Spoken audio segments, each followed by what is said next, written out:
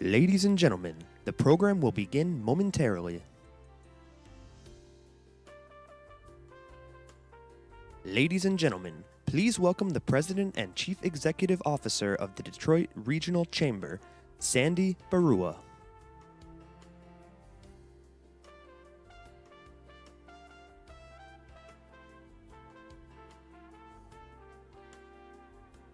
It is a delight, wow, okay, that just turned on. It's a delight to have all of you with us today, and thank you for joining us yet again for a State of the State address from our great governor, Rick Snyder. The Detroit Regional Chamber has been proud to host this event with the governor for several years, and we're happy to do it again, and we welcome all of you back to this event. So today, you're not only going to hear from the governor, but you're also going to hear from a great panel, Lauren James and the CEO of Blue Cross Blue Shield, Dan Lepp, to talk about the state of Michigan today and where we need to go into the future. But also involved in today's discussion is all of you. As you will notice, there are two microphones, I feel like an airline flight attendant, in the middle of the room. And I'll give you a little bit of warning when it's time to move to the microphones to ask your questions of the governor and the panel. And that'll be a little bit later on in the program. So be thinking about your questions as we move through the program today. So we are thrilled to be able to do this event, but we wouldn't be able to do this event without our fantastic sponsors for today's event. So let me kind of do some very important thank yous. We have two presenting sponsors for today's event. First is the Michigan Health and Hospital Association, and the other is Michigan's Workforce Talent Investment Agency. So thank you to our two presenting sponsors. Thank you. And we have several supporting sponsors, great organizations that have been longtime friends and partner of the Chamber.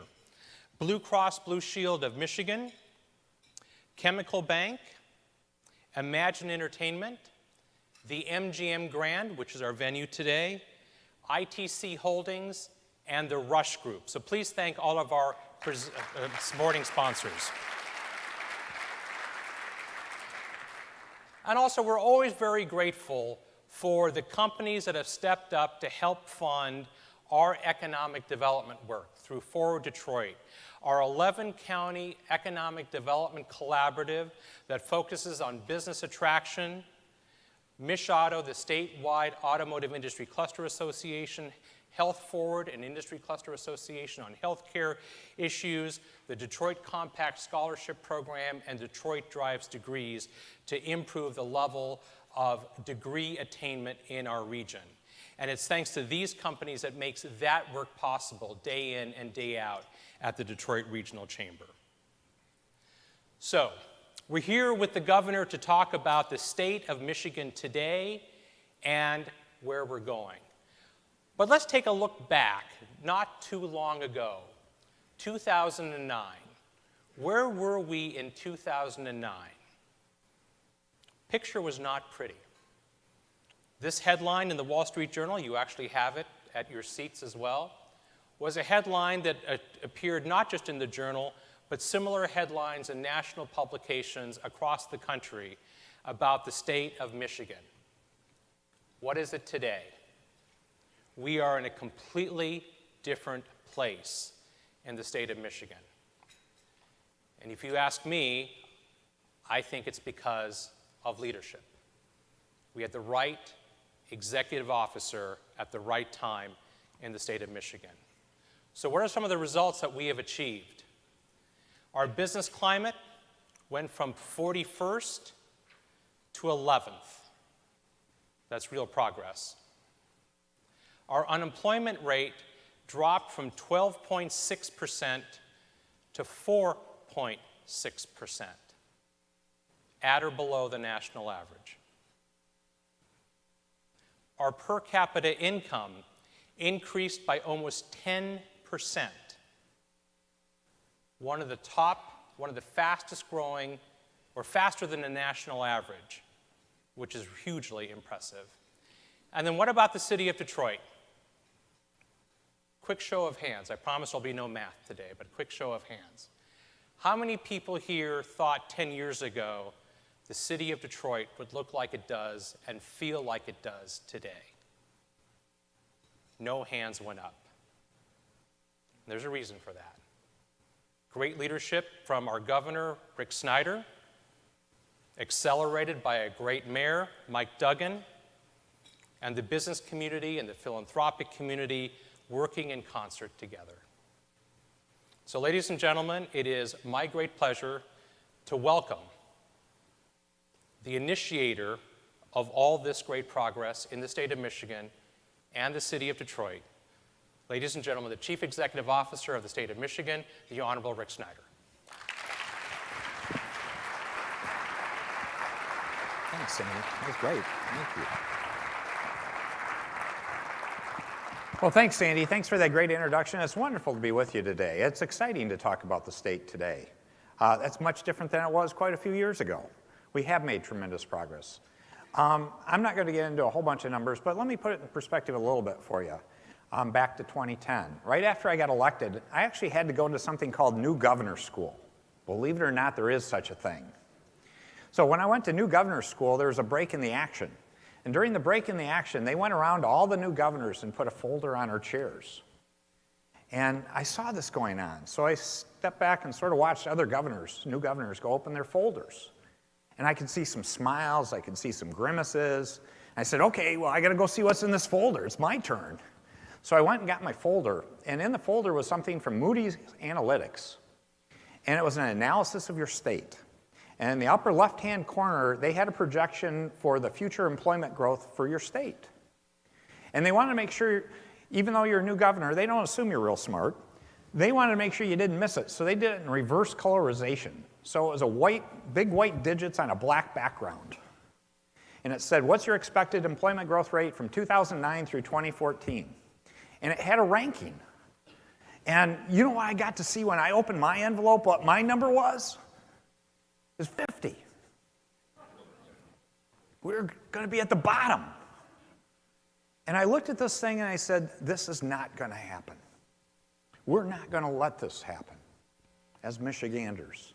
I'm proud to report a digit that should have been there is a single digit, to say we went from 50 to top 10 in that time frame, and we've continued on that path.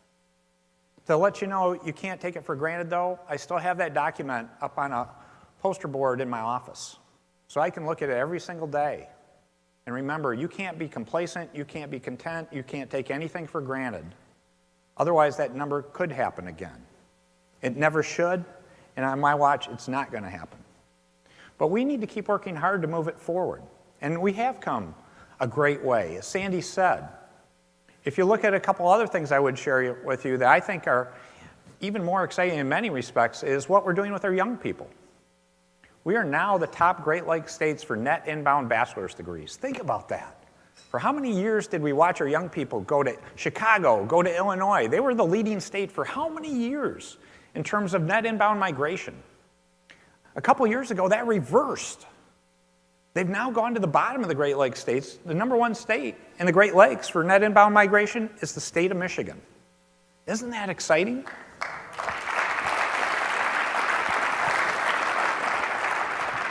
So when we talk about Michigan's comeback, I'm getting to the point to say we need to change that narrative now. We're back.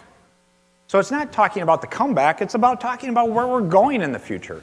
And on your tables, I think we have a bunch of these. I hope you have a chance to grab one. Sandy was talking about a headline. This was the last 7 years in terms of what we've gotten done in the state. This is a list we should be proud of. Is it enough? No. Has it solved every problem? No. But what a foundation we've built that we should be really proud of. And the question is, what do we do next? And so what I thought I'd spend most of my time with you is sharing what I think are the key issues for Michigan's future. The things we really need to focus on going ahead. And when I say going ahead, quite often when I talk to people today, they make me sound like I'm already out to pasture. People go, Governor, what are you doing next? It's like, hey, I got 6 dog years to still work. What are you talking about? Because we work in dog years, 7 to 1. And there's a lot of exciting things to do, and I tell people on my last day in office, I may not change 2018, but I can make someone's life better in 2020, 2025. It's important. So I'm going to run through the tape. But there are a lot of things this year and for a number of years we need to show consistent, solid results in. And so let me go through that list. There are 5 on my list. The first one is economic growth. And part of that is really looking out to the future, about leading where our world's going to go. One of the reasons we had the lost decade is we ignored the rest of the world. We had such a great thing going, we said we can put on blinders and just be our own little island and pretend nothing else is changing in the world, and you can see how that worked for us. It doesn't work. So we need to be a participant in the world economy, and we need to help drive that direction of where the future is, not be a passive participant. We were a leader. That's what made us great to begin with. Let's get back to that leadership. A great illustration of that leadership and economic growth, an easy one for us, because we are the world's leader, is mobility. This is the convergence of the auto industry and the IT industry. They're merging together, autonomous and connected vehicles, smart highways, smart cities. This convergence is taking place, with or without us. The good part is we're leading it. We need to stay in the forefront of doing that. And we're doing great things, such as the American Center for Mobility, M-City. We got the Council of Future Mobility, one of the best groups in the world, talking about the societal issues and the policy issues in these topics. This is a leadership opportunity, and we all need to get behind it. There are other convergences, though, that we shouldn't ignore. Another one that was kind of a sleeper that we identified that's been great to help our economy grow is there's a convergence between the auto industry and the aerospace industry. They're coming together over advanced materials and manufacturing methods, quality methods, industrial automation. Many of you may not realize, you know what's one of the top 2 most attractive states in the nation for the aerospace industry? Michigan is in the top 2. We have 800 aerospace companies. It just has gotten sort of hidden below all the automotive. But we're actually going to the Paris Air Show now. We're doing great things. We're seeing growth of aerospace. Boeing is actually buying a lot more in Michigan than they ever have in the past because we're introducing them to our great supply base. That's creating jobs right here in Michigan. So while we don't have the OEMs themselves in the aerospace industry, we've got a thriving industry going. Insurance and finance. Again, we've got a great group of companies. We don't highlight some of our strengths well enough and to build on those. So there's a great set of opportunities in economic growth that we can work on. We can show world's leadership. One of the areas that gets back to economic growth, though, is one of the great selling points we have, because it's a reality, is we have one of the greatest concentration of engineers, mechanical, industrial, all these industrial design people of any place in the world.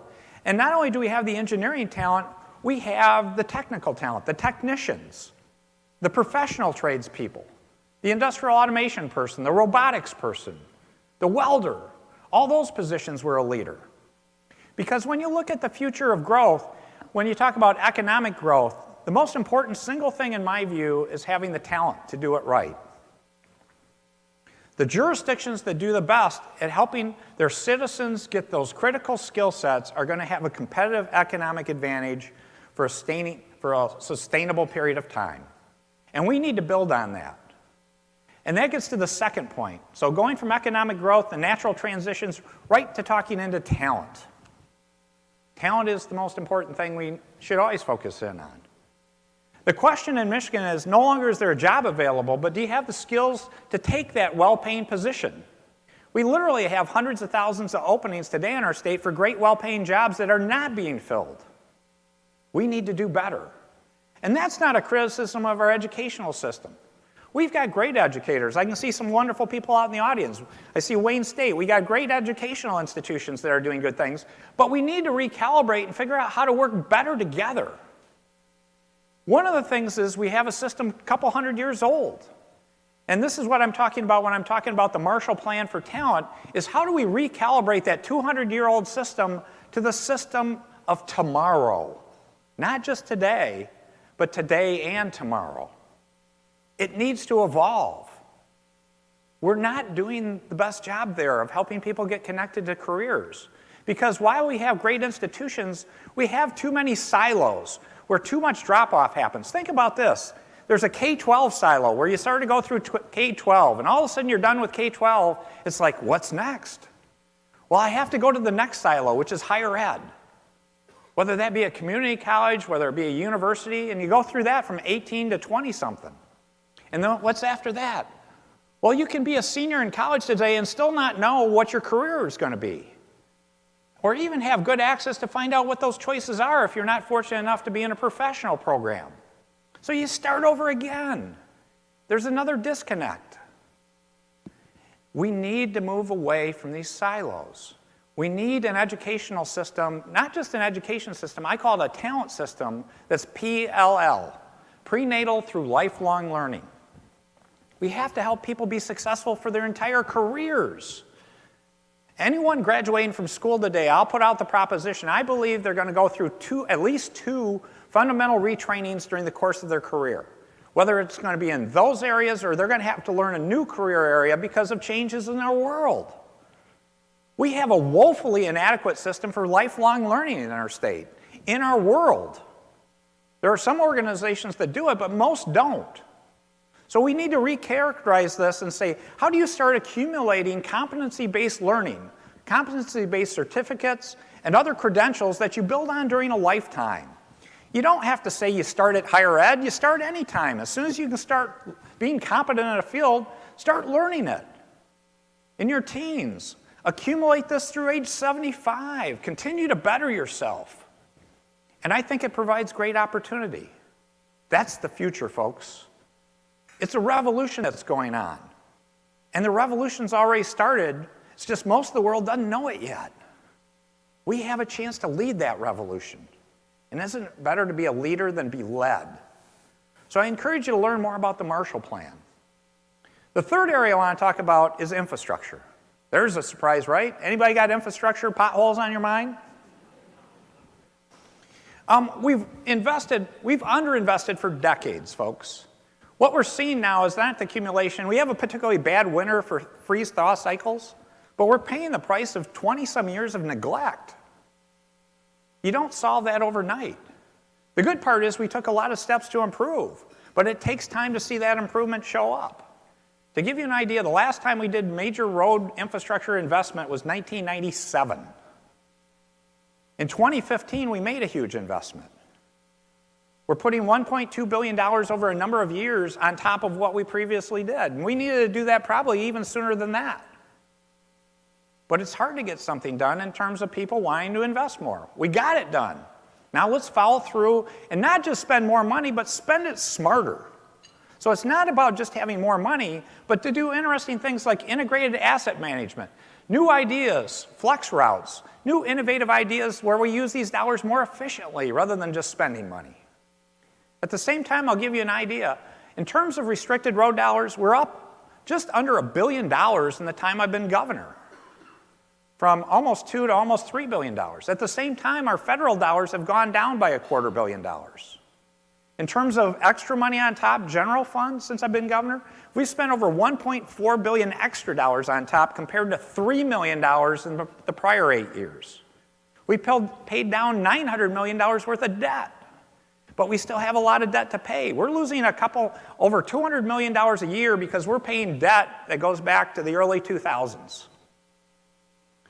This is going to take some time, but let's stay focused. And let's just not talk about roads. We need to do more in terms of water infrastructure, different things. And I propose some fees. And I encourage you to talk to your legislators. People don't like to vote for fees, folks, but we need to invest more in water and sewer, broadband, all these areas. These are important investments to drive our economy, to improve the quality of life. So that's the third one. In terms of the fourth one's fiscal responsibility. There's an idea that you normally don't hear in government. We're the most fiscally responsible organization you can find just about in terms of government. I tell you, if you want a really cool job, and I see some young people here, run for governor in 2038. We'll pay off all our long-term retirement obligations for the state and for our school employees. Isn't that incredible? But we need leadership that's going to stay on the payment plan we put in place.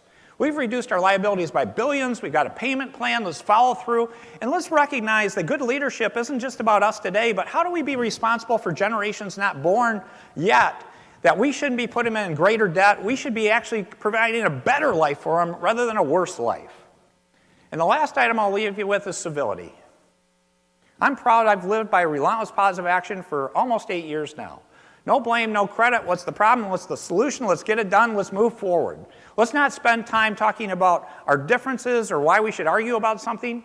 I tell people, fighting had a place. It was on the beaches of Normandy, not the beaches of Lake Michigan. So as you listen to candidates, when you get an old school person talking about fighting for you, you should have alarm bells going off. Because the greatest threat to our country is us. We are the greatest country in the world, but ask yourself the question, how do you maintain that status if you can't get along with yourself? We need to have an environment where we win together. And that's relentless positive action. That's civility. That's talking about things, recognizing why we have differences. This is what we can do together. Stop messing around the differences. Let's get something done, and the next time you come to work on something, you're going to be that much closer together. It's going to be easier to solve, and you've made progress. Let's go. So when you look at Michigan, we are back. We've come a long way. We are no longer 50 out of 50. We're top 10 in many ways. We still got some serious issues to get some other things in the top 10, but we have an opportunity to go to number 1. And the main thing to make that happen is just us. Us acting like a civil family, working together to accomplish incredible things. It's all possible. We have it in our grasp. Let's get it done. Thank you so much. Thank you. Joining Governor Snyder, please welcome the Chief Executive Officer for James Group International, Lauren James. The President and Chief Executive Officer of Blue Cross Blue Shield of Michigan, Dan Lepp. And to moderate the discussion, Sandy Barua.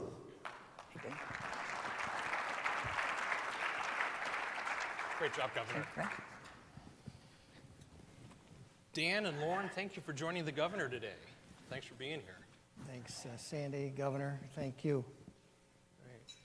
Well, let's have a little discussion before we turn it over to the microphones. I want to ask all three of you, and we'll start with Lauren. Lauren, as the governor said in his opening remarks, the dark days of Michigan seem like a long time ago, but they really haven't. It really hasn't been all that long. Talk to us about how your business has changed at James Group International just in the last 7 years while Rick has been governor. Well, I'd like to thank the governor again for giving such great comments about our city and our businesses. Our business in particular, the governor has done a wonderful job putting Michigan back on the map. I had the opportunity to go on one of your trade missions to China. We went to Guangzhou, Shenzhen, Shanghai, Beijing to visit how some of the other ports operate. Instead of us going there by city, by county, we're going there as a state, and I believe the Chinese in that particular instance had a great respect of how we did business, and they have a great deal of respect for our leaders. It really put us on the map. He was a big advocate of the then NITC Bridge, Drick Bridge, now the Gordie Howe Bridge. We were fortunate enough to have him speak at our facility to make that announcement, and I think that is a huge part of what we need to do as a city to grow. In my role as the chairman of the Detroit-Wayne County Port Authority, I think it's very important for us to take a serious look at how we move our goods across our waterways and our roads. We want to talk about having better roads, but if we don't also having that discussion, different and alternative ways to move our goods, our roads are going to be in the exact same shape 10 years from now as they are now. From an environmental perspective, it helps us a lot to take as many trucks off the road as we possibly can, whether it's via rail or vessel. We sit very uniquely in this region, and I believe that our ports in particular are very underutilized, and we need to take a much closer look at how we move our product. So the governor has done a tremendous job of bringing exposure to intermodal, not just intermodal, but multimodal transportation, which I believe how we can create the most jobs in this region. Dan, same question for you. How's your business changed, and how's the prospects for your business changed over the years? Well, Sandy, we have fundamentally changed. We have moved in the 8-year period that the governor has been in office from a hybrid public model that was created by an old statute a long time ago to a mutual insurance company. We're now a national player. We operate in every state in the union. We've created a little over 1,000 jobs. We've moved 5,000 people downtown as our hub, and it is humming. And at the same time, through the legislation, we've donated $285 million to the Health Endowment Fund. What I see in the 12 years that I've been CEO today, Governor, you talked about talent. It's amazing who wants to come and work in Michigan, who wants to come and work in Detroit. There is a buzz about being here. The people we're hiring, the people we're interviewing are top-notch. These are people we probably couldn't hire 10 years ago, and they want to work for us in Detroit. And Detroit has a buzz, the state has a buzz, and our business is stronger. You can tell the economy is well. I know the Chamber has north of 40,000 contracts with Blue Cross. That shows that business is growing. Our in-group gains, business is growing with lower rates, and we continue to cover through Healthy Michigan now 600,000 more people than we did before. And I was talking to the governor off stage. Wouldn't it be great if 10 years from now we have a report on those 600,000 people and how their health changed because they actually could go see a primary care doc? So sticking with you, Dan, for a second, you're obviously one of the most prominent and well-known business leaders in the state. You're talking to your peers on a regular basis. What's your sense of what other CEOs across the state are saying about their business and where they are today versus where they were a handful of years ago? It's night and day, Sandy. I mean, one of the things, and it's a nuance, when you think about the coalition of business leaders, both from Southeast Michigan and West Michigan, on how that's combined over the last 6 or 8 years, that we're all on the same page. Now, business is good, the economy is good, but we've got an attitude, and I think thanks to the governor and his attitude about that and bringing people together has made a huge difference in the perception of Michigan. And I think we feel obligated now to work together east and west to get things done, because you see, you've done it for 6 or 7 years, it's working. Governor, so 2 CEOs, one automotive and logistics, one in healthcare, very different businesses, similar messages. How does that strike you? What's your reaction? Well, I think it's great, and I appreciate it, because I tell people, part of it is defining why government's around. And that gets overlooked too often, because I came from the private sector, and so I tell people, the role of government is not to create jobs directly, but to create the environment for success. We create sort of the infrastructure, whether it be regulatory, whether it be legal, whether it be budgetary, for education, all these different areas, infrastructure. We create the environment for success, and then we want to let free enterprise really work. Let people go out and create jobs. So when I say job stats, I usually do private sector jobs. And I'm proud to work in the public sector, but that's really the economic engine that provides the resources that supports the public sector. So it's really, how do we create this interaction, this relationship, this ecosystem where we support one another? And it's not just about us, it ultimately gets translated to what about the citizens? How do we make their lives better? And that's if the companies are doing better, if they're flourishing, hopefully there's more career opportunities. It comes down to how do we make our citizens' life better, because that's who I work for. We're a service provider. My citizens and the companies in the state are my customer. How do we make sure we have satisfied, happy customers with a bright future? And remind us again, Governor, how many more private sector jobs today than there were 8 years ago? About 540,000. We're #1 in the Great Lakes states and #6 in our nation for private sector job creation. Now, I know the governor just said that a few minutes ago, and I'm not just trying to give him an opportunity to advertise that number again, but it's almost exactly the same number that Dan used in terms of the number of increased enrollees that you have paying for health insurance. So, it shows how economic growth, what the government can do to help what a private company can benefit from, which ends up benefiting individuals and the society at large. So, Lauren, going back to you for a minute. So, we've had this progress. I think most people across the state feel much better about Michigan today than they did a handful of years ago. But obviously, we're going through a transition. This is the governor's last year in office. Looking forward, what do you think we need to start doing, stop doing,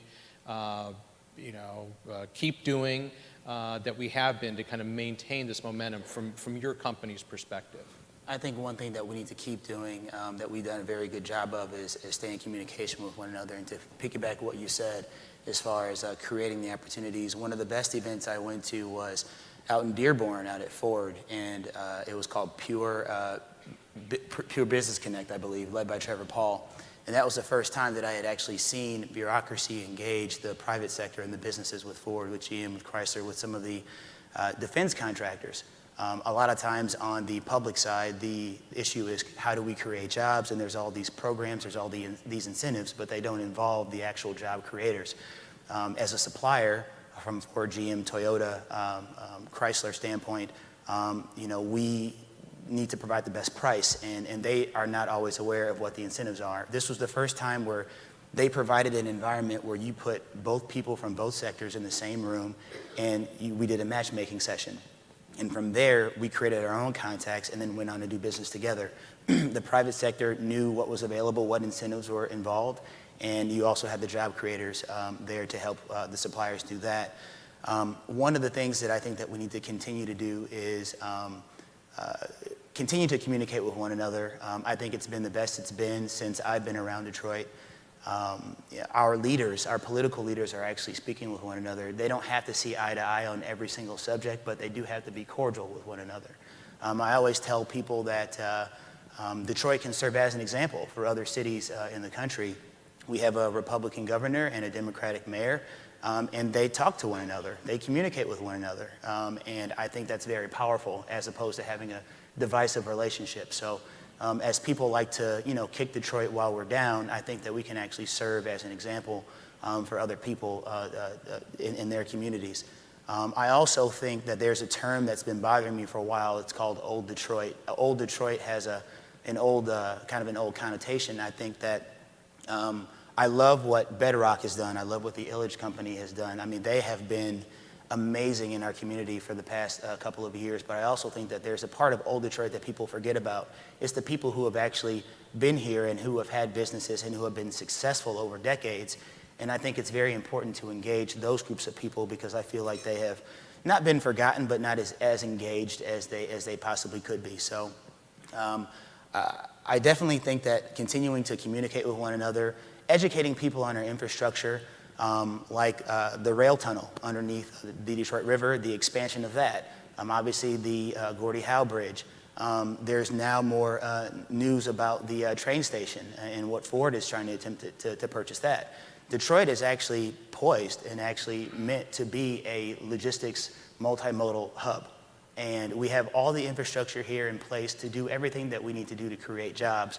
But the education on logistics and transportation is difficult to understand, and I believe that the city of Detroit and the state of Michigan is doing all they possibly can to learn it and to move forward from that aspect.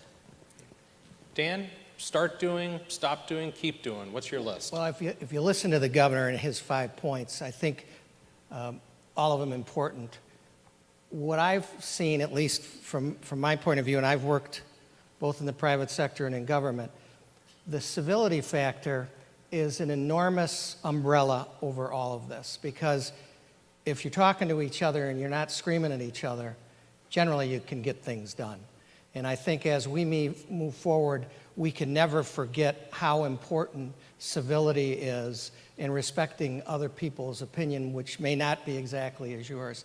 I think when you really it's an art we seem to have lost in the country no doubt. these days. And when you look at how we've succeeded, there's been a lot of public policy changes, there's no doubt. But everybody wanted to work together. And when you get the private sector, the public sector, the different parties working together, your chances of being successful are so much greater. Obviously, we got to keep the economy rolling. We've got to, our education system has to improve. More talent, more ability for people to get jobs, but that's all happening. And it can get ruined very quickly if people aren't talking and listening to each other. Dan, I appreciate you and the governor both raising this issue of civility in our society. It's been a major focus of us at the Detroit Regional Chamber. In fact, we did just a couple of weeks ago a full day-long conference on the issue of civility and how do you restore civility. Yeah, I'd just add to that, Sandy. I mean, to put it in perspective, when I first started, I'd tell people, it's like, The biggest issue is not changing a law or regulation. It's actually improving our culture in the state about how we treat one another. And I use the basic analogy, it's like, and I believe it, I believed it all these years, is we should act like a family. Again, when I do the budget, I pretend I'm sitting at a table of 10 million people, my kitchen table of 10 million, knowing that, do you know any family where everybody gets along on every issue? That doesn't happen, but think about how you treat people in your family. And then think about even at work, and then think about how people behave in politics. If someone, many cases you can pick up any paper any day and listen to someone speak about someone else, and if they behaved like that in your company, they wouldn't be around that long. If they behaved like that in your family, there'd be a serious family discussion going on, and that wouldn't happen any longer. So why do we have a different standard? It makes no common sense. And so let's get back to the basics. And in Michigan, I believe we're a role model for what the rest of the country should be doing.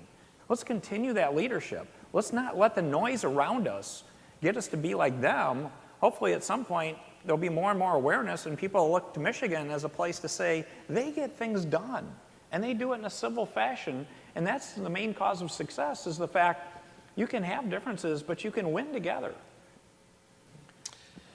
Governor, just staying on the previous question for a minute, Dan and Lauren talked about, start doing, keep doing, stop doing. What's left undone? I mean, I know you're going to run through the tape, as you said in your opening remarks, but what are the things that, we might not get done while you're still governor that we need to get done in the years ahead? Yeah, that's why I have several on that list. The Marshall Plan is a 5-year plan. I'm not going to be here 5 years, but I really encourage everyone here to take the time, because that's the single most important thing, is following through on this talent issue. We literally can put hundreds of thousands of Michiganders in great, well-paying jobs and lead the world that will be creating greater success for our companies here today. Companies will be coming from around the world. They'll be here because of that talent pool. Infrastructure. Don't think just roads. We need to improve our water and sewer infrastructure, our broadband infrastructure. We need to make those investments. In terms of other things, we need to be looking out, how do we help people that haven't participated continue to succeed? And one of the programs we talked about Detroit several times, and we should be really proud, but we need to make sure we're continuing to do work in the neighborhoods of Detroit, the surrounding suburbs that have had a lot of tough years, but also our smaller communities in Michigan. They haven't all participated, and I'm proud. We've done things like Project Rising Tide, where we've done 10 communities in 10 different regions of the state. We're graduating the first class now. But these are places like Charlotte, Paw Paw, Grayling. They had serious issues. I was just in Albion. But they got the ability to turn around if we go give them some help. And I'm not talking about money. I'm talking about moral support, technical support, giving them experiences on, hey, someone else has done this, you can do this. So let's keep up that attitude about how to, again, always think in the context of, if you run across something where there's a win-lose, something's wrong. The question you always want to ask is, how is everyone winning? Because we're making the pie bigger, we're doing better, we're all benefiting in some thoughtful fashion. So Dan, similar question for you. Obviously, Blue Cross Blue Shield of Michigan is statewide, but your headquarters is in Detroit. You're a major employer in Detroit, a major driver of what's good and that's happening in downtown Detroit. Same question for that I posed to the governor, but for you, focused on Detroit. What does Detroit need to, make sure it does over the next few years to keep the momentum going here in the city of Detroit? I think the governor made a really good point that the inclusiveness of the entire city, that it's just not about downtown. And as you watch the spread, really, if you start back when this all started in 10 or 11, when we made the decision to bring everybody downtown, Quicken did, it has ballooned and mushroomed from there, and it needs to continue. We need to move out to 7 in Livernois, to Gratiot and 6 Mile. Those things have to happen. People have to feel included in the success, and I think the mayor's is very committed to that. I know the governor is. And to me, as business leaders, we need to be committed to that as well. We've got probably a little less than 1,000 employees that live in the city, but we've got virtually everybody working in the city.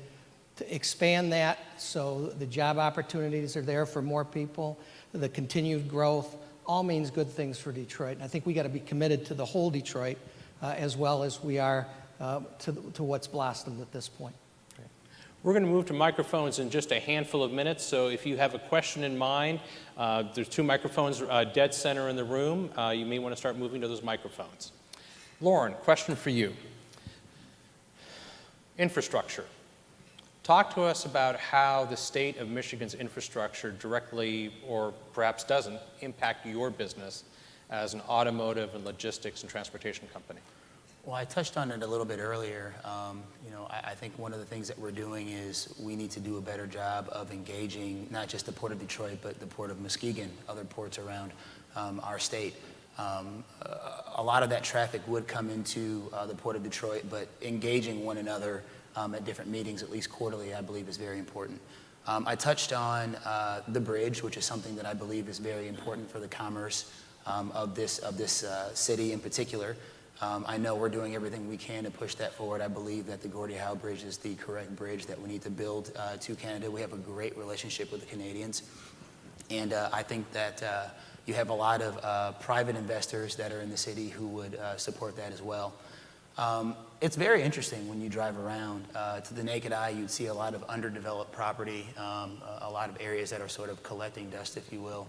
But a lot of that's very unique. I like to bring up the scenario of when you drive from Detroit to Chicago. As much as I love Chicago and driving there, there's an area right around Cicero where you see a lot of truck traffic, a lot of container traffic going back and forth. They're just going from rail yard to rail yard. And although Chicago's a great city from a lot of standpoints, it's not as efficient as Detroit. You have the Detroit Intermodal Freight Terminal right now that is severely underutilized.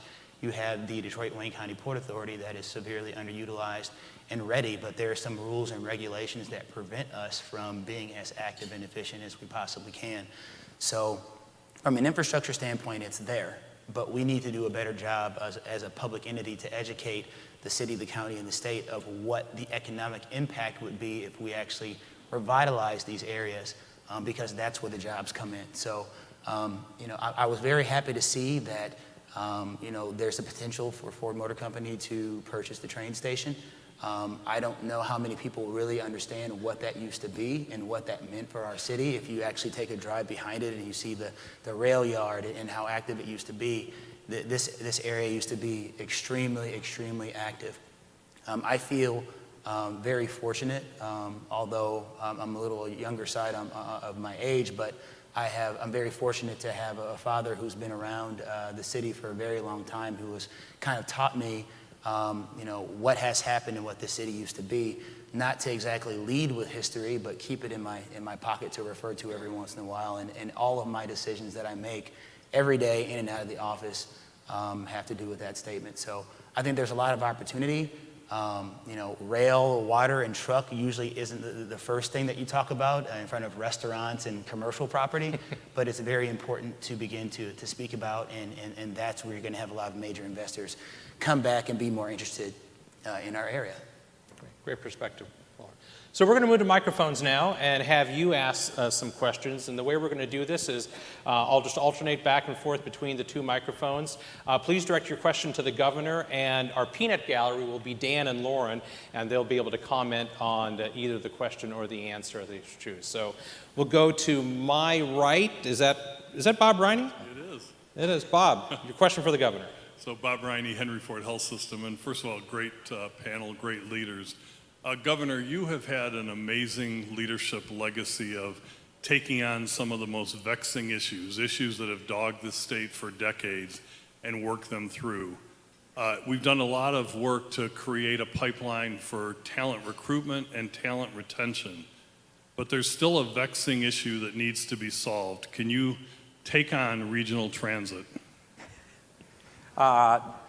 I'm happy to be part of that solution. In fact, I signed the bill to really allow the authority to be created because we do need a regional transit system.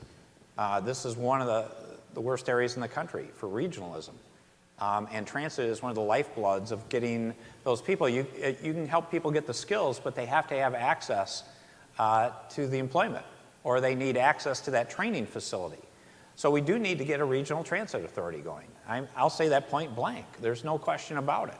And there's been a history of how long of divisiveness in this region. we just missed last time.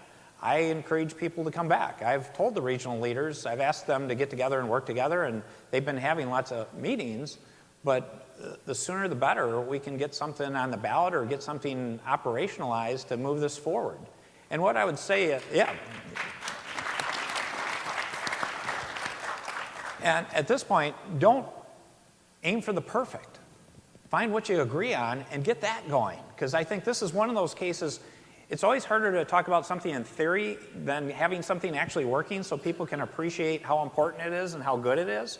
So my main message is get something done, have people see the success, and then come after it again. That's relentless positive action. So you got positive action, and you may need to be relentless to go after it more than once.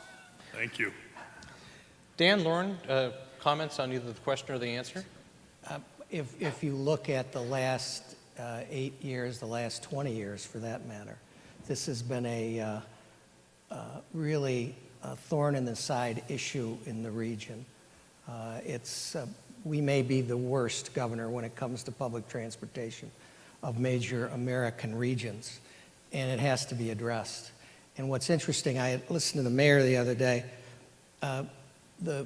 those under 40 don't want to drive.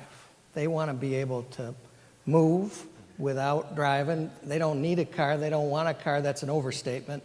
But they want, in addition to their car, they want to be able to travel in other forms. And the jobs that are created in the suburbs, both from and to the city, are an important part of the economy. It needs to be done, and we've been involved from the beginning. We'll continue to be. But are you truly going to be economically successful as a region when you can't move people from 16 in Gratiot or Woodward and 16 or Michigan Avenue downtown and back into the suburbs? It's ridiculous, and it needs to change. The key to a successful regional economy is give people easy options to make money and spend money. That means moving them around. Lauren, comments on transit? I think it's a must. I talk to a lot of my colleagues and a lot of my peers in their respective industries, and being able to get around, not just statewide but regionally, is very important. Is there a major way to get to and from Detroit Metro Airport? I have a lot of respect for GM and Chrysler in particular. They are the backbone of what our city is, and I believe what they've done has made us who we are, obviously the Motor City. But as times change, it's been very interesting to actually see, everything from the People Mover. I believe that the People Mover was actually a part of a plan. There was funding for some sort of a mass transit to end in Detroit, and then once you got to Detroit, you would take the People Mover around and then go back to where you needed to go. But obviously that whole plan didn't work out. But I believe now that it's extremely important to bring that back to the forefront. And you're right. I remember my father telling me that when he turned 16, or he grew up in the South, so maybe he started driving a little sooner than that. But getting your first car, getting your license was a big deal, and now you're seeing high school students who, some of them don't even want their license, and that's unheard of. I think they just rely on Uber and Lyft and other ways to get around. In the past, where the more assets you own, the better. Now there's a lot of kids and a lot of millennials and Generation Xers and Yers who don't want assets. They want to be as nimble as possible.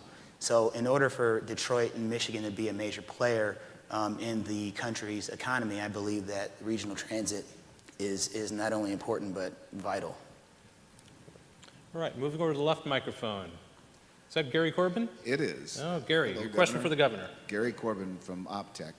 We're in the business of trying to attract the talent pool to Michigan. And your comments around being a role model and a leader in the United States as it relates to infrastructure. I heard an interesting interview on WJR this morning touting the results of blood level tests on children in Flint, and that the blood levels are much lower than expected, that they were lower to begin with than expected, and that we've really turned that whole subject around. You took a lot of heat personally for that, as well as your administration nationally during a campaign.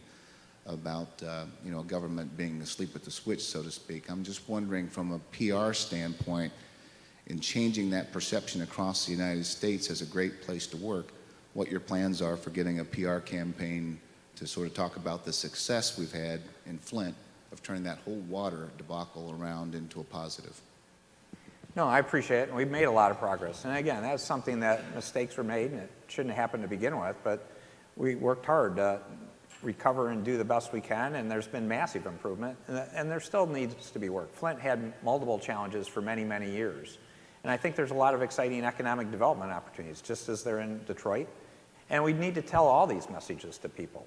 That's quite often that we sort of forget that in many respects when we leave our state or go outside the Midwest, much of the rest of the country has a very limited perspective on Michigan at all. I sort of tell the story when I first started going to China in 2011, I'm not sure they knew what a Michigan was. And I'm serious when I say that. It's largely, the largest image of the state has been the city of Detroit. And for many, many years, you know what that image was. It was similar to the image that we had of ourselves here. Now that we've turned that around, it's making a huge difference. In terms of Detroit's comeback, I think we need to be talking about the success going on in Flint, their comeback. We need to be talking about so many areas, and particularly the resources and talents of our people, because again, that will be the main attraction point. I've gone to meetings where I've done business attraction meetings. I had one several years ago outside the U.S. where the CEO walked in the meeting and said, "Tell me about your incentives." And I looked at him and I said, "This is going to be a really short meeting because I wiped most of them out, but sit down and I'm going to tell you why you should be in Michigan." And I talked to him about our talent, and I talked to him about supply chain, and I talked to him about logistics, and I talked to him about quality of life. They set up here. So a lot of it is to be open, and I really appreciate your question, Gary. It's not just what I'm saying, because we are putting the message out there. I'm doing a lot more business attraction and marketing of Michigan around the world, in the U.S. and around the world. But every single person in this room needs to be that Michigan ambassador. We need to be louder and prouder. One of the biggest problems we have, and I suffer from this, is we don't tend to be the best at blowing our own horn. We got this Midwestern humility thing. It's one of the biggest inherent disadvantages we have in this country, in this world, is we need to be louder and prouder about the things we've accomplished. And every time you get on an airplane traveling somewhere and that person sits next to you, or you're in that meeting with other leaders and they say, "How's things going?" What's wrong with taking 20 seconds to say, "God, Michigan's doing great," or "Detroit's doing great," and just watch their expression? It's that warm referral, not that cold. It's not going to be the TV ad. It's as much as someone that they know and trust saying positive things about us. Dan, Lauren, reactions to Gary's question, Please.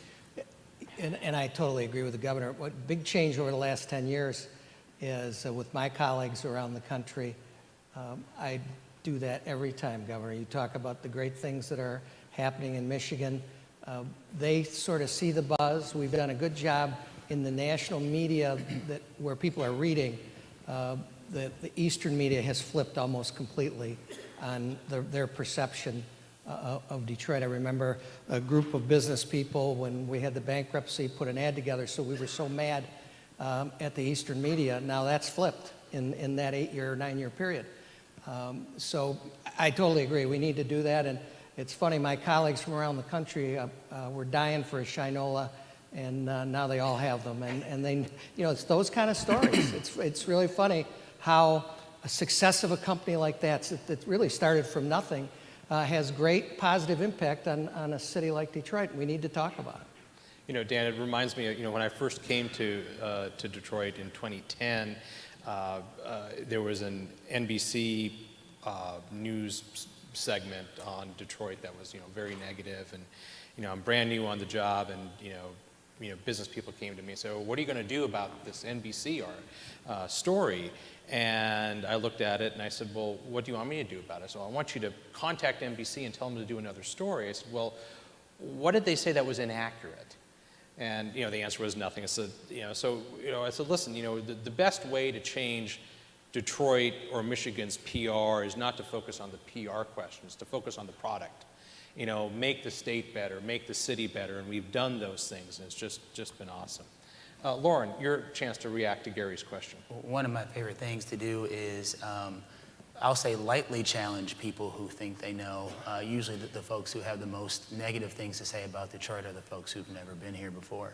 So if I'm on the airplane talking to someone about our city, I'll start off by saying, well, when you were last there, where did you go? Knowing full well that they'd never been before. That's kind of a little game I play. But I try not to get too defensive up front. I try to give them a chance to give me a reason why they're so afraid or why our city is so terrible. And then I'll continue to progress into what's been going on. I talk about our very precious resources. I think our greatest resource, in my opinion, are our people. A very close second is the fact that we have a whole lot of fresh water, and that's very, very valuable to a lot of people, especially right now. Relative to the rest of the United States, we have a minimal amount of natural disasters. It's a great quality of living, whether it's in Southeast Michigan, Grand Rapids, up north. I get into what's happening from a real estate aspect. I tell them what people are paying for rent downtown right now, and their jaws go to the floor. I talk about the restaurant openings. I talk about the clubs that people are involved in, the initiatives. I say that, as a young person or a professional, you can, if you want to have an effect and change, you actually can be. You can contact our leaders and be involved at an early stage and have access to being a part of that change. You can actually mold the city into what you want it to look like at a very young age. And I always say that, LA and New York and Seattle and are great places, but they don't need me. I believe that Detroit does. And I think that Detroit is small enough to navigate, but big enough to matter. And I don't think you have a lot of cities that have both of those elements. Yeah, I'd just reinforce the message, Sandy, that this is stuff that I actually do, because I am out pitching Michigan and Detroit all the time. I was in New York recently, New York City, and I'm talking to New Yorkers, and I make the point to them about doing business in New York and how challenging it is. And I'm not negative selling, they're talking about their problems, and I talk about Michigan. And I asked them, I said, yeah, my understanding now is Brooklyn's so expensive. We've got a lot of people from Brooklyn coming to Detroit, and they're going, yeah, you do. You got a lot of people from Brooklyn wanting to say if they're a young person, young entrepreneur, they're coming to Detroit. And I do the same thing in Silicon Valley. I said, if you're a Silicon Valley company and not Google or one of the top companies and you need to hire 50 or 100 people, you can't get them. And it's like, you can get good, hardworking, loyal people here in Michigan. Why don't you come to Michigan? Well, that's an interesting idea. We should talk about that.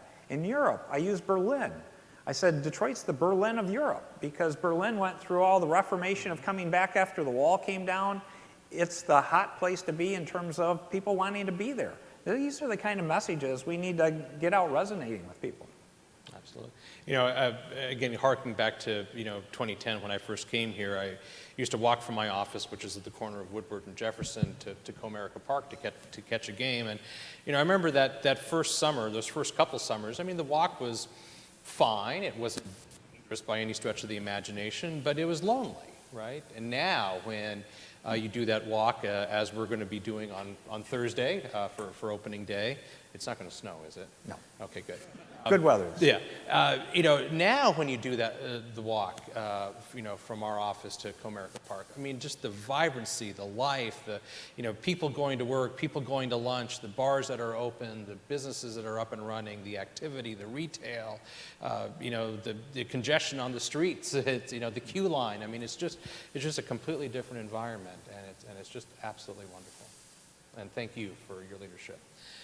So that concludes our discussion for today. First of all, I want to thank all of you for taking your incredibly valuable time to spend time with the governor, Dan, and Lauren in the Detroit Regional Chamber. Lauren, you are, I think, one of the youngest major company CEOs in the state. Dynamic, leading a fantastic company. We're thrilled to have you with us today. Thank you for everything you and your family does for our city and our region. Dan, you're one of the most respected business leaders in the state, leading one of the most respected organizations in the state. Thank you for everything that you and your team at Blue Cross Blue Shield of Michigan do to make what has happened here today. And Governor, thank you for everything. We're delighted to have you. Ladies and gentlemen, Thank you for having us. Thank you.